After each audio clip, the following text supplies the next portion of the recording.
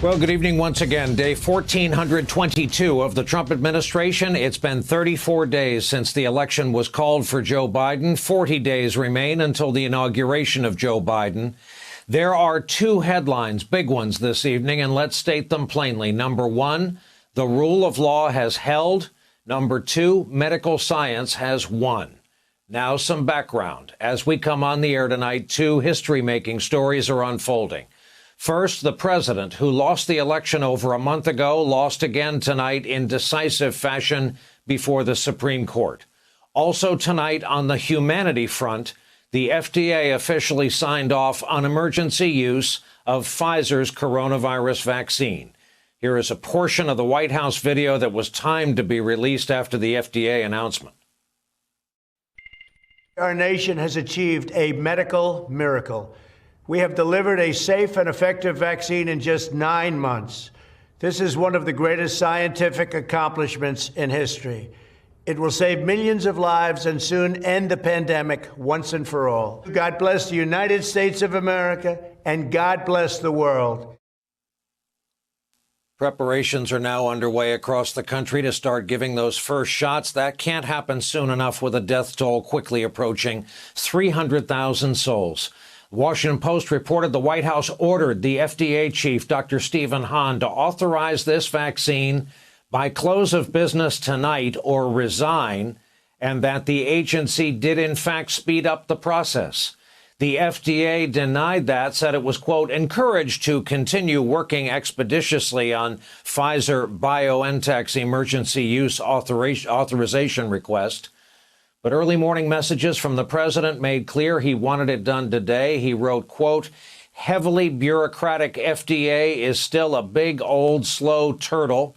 Get the damn misspelled vaccines out now, Dr. Hahn. Stop playing games and start saving lives. That was followed by this drama. I just want to stop the world from killing itself.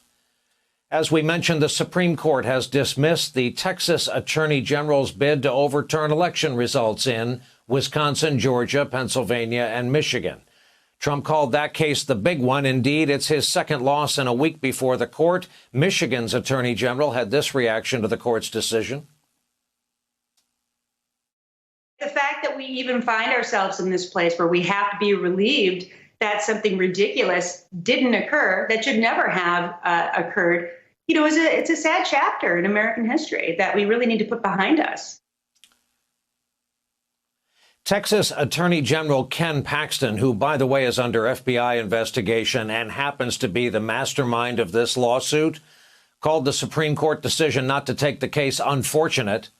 The state's Republican chairman had this response tonight, quote, this decision will have far-reaching ramifications for the future of our constitutional republic. Perhaps law-abiding states should bond together and form, wait for it, a union of states that will abide by the Constitution.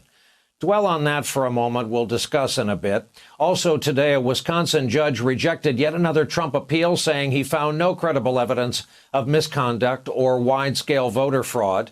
The Trump campaign is appealing that decision. The Electoral College will meet Monday to officially deliver the presidency to Joe Biden. Trump made what may have been a Freudian slip when describing the president-elect's White House, writing this, quote, the Biden administration will be a scandal-plagued mess for years to come. And with that, he effectively admitted defeat, and it didn't go unnoticed. Does the president recognize that Joe Biden won the election, and will he acknowledge it on Monday when the electors vote and certify the election? I think that was a sort of couched in terms of, if in fact, but I don't think he was conceding anything in particular. He's still litigating his case in the courts and looks forward to that process playing out. The president has not won any of his court cases claiming fraud. He has yet to prove fraud in any court. He believes there are still important legal and constitutional questions to be answered. Meanwhile, the New York Times reports the Manhattan District Attorney's Office investigation into Trump's finances has intensified. Prosecutors have interviewed several employees of Trump's bank and his insurance broker in recent weeks. A reminder here, no pardon can save Donald Trump from that case.